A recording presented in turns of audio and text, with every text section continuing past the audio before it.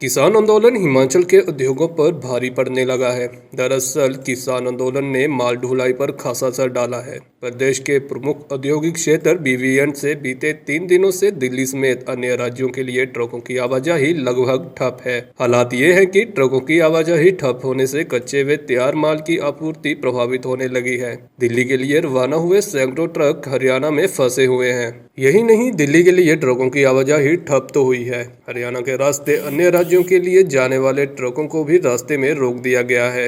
ऐसे हालातों ने ट्रक ऑपरेटरों के साथ साथ उद्यमियों की चिंताएं भी बढ़ा दी हैं। बता दें कि नालागढ़ ट्रक ऑपरेटर यूनियन से रोजाना 250 से ज्यादा ट्रक दिल्ली के लिए रवाना होते हैं, लेकिन 13 फरवरी से ट्रकों के पहिए थमे हुए हैं। इस कारण जहां ट्रक यूनियन को रोजाना 10 लाख का नुकसान झेलना पड़ रहा है। जानकारी के मुताबिक किसान आंदोलन ने ट्रांसपोर्टरों और उद्योगों को प्रभावित करना शुरू कर दिया है। 3 दिनों में करीब 1000 से ज्यादा ट्रक माल लाद कर खड़े हैं। इनमें करोड़ों रुपए का तैयार माल है, जो दिल्ली के रास्ते होते हुए राजस्थान, गुजरात, महाराष्ट्र, उड़ीसा और कोलकाता सहित अन्य राज्यों के लिए जाना है। किसान आंदोलन ने उन ट्रक मालिकों की समस्या बढ़ा दी है। एशिया की सबसे बड़ी ट्रक यूनियनों में शुमार नालागढ़ ट्रक यूनियन के बेड़े में 10,000 ट्रक हैं, जो कि देश के 25 से ज्यादा राज्यों में उद्योगों से तैयार माल लेकर रवाना होते हैं। नालागढ़ ट्रक ऑपरेटर यूनियन के महासचिव दिनेश कौशल ने कहा कि आंदोलन की वजह से ट्रकों की आवाजाही पूरी तरह प्रभावित हुई है।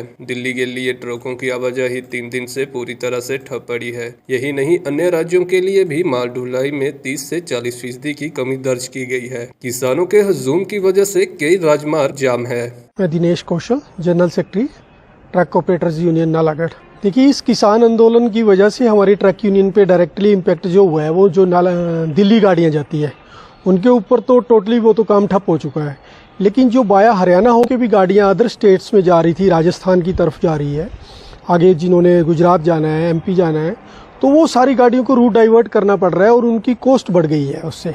और दिल्ली का काम तो हमारा बिल्कुल ठप हो गया। हमारी 250-300 गाड़ी नालागढ़ से दिल्ली के लिए जा रही थी, तो आजकल वो गाड़ी नहीं जा रही है। उस वजह से जो उद्योगों का माल है, बना हुआ तैयार माल है, वो उठ नहीं रहा है। जो दिल्ली से कच्चा माल वापसी में आता था, वो माल की वापसी वहाँ से भी बंद हो गई है। तो अगर ये आंदोलन लंबा चलेगा तो हिमाचल को, खास करके बद्दी एरिया में बड़ा इम्पैक्ट आएगा इसका, जो लोग दिल्ली से डील कर रहे हैं। हमारे 250-300 ट्रक जो है डेली दिल्ली के लिए जाते थे। मैं हरबंस पटियाल, प्रदेश अध्यक्ष लघु उद्योग भारती। हमारे बीवीएन क्षेत्र इस किसान आंदोलन से बुरी तरह से प्रभावित हुआ है और अभी हो रहा है। जैसा कि आप जानते हैं कि हमारे बीवीएन क्षेत्र एशिया का सबसे बड़ा औद्योगिक क्षेत्र है फार्मा के पॉइंट ऑफ व्यू से, और दूसरे भी बहुत सारे उद्योग यहाँ पर कार्यरत है।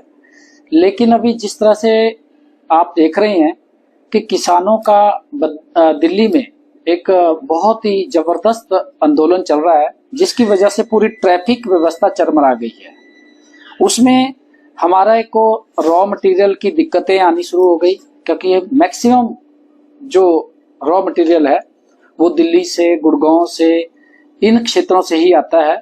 यहाँ से जब गाड़ियां नहीं आ रही है तो हमारे को दिक्कतें आ रही है, और हमारे लगभग काफी लोगों की इंडस्ट्री इससे प्रभावित हो रही है, और कुछ लोगों की तो इंडस्ट्री अब बंद हो गई है।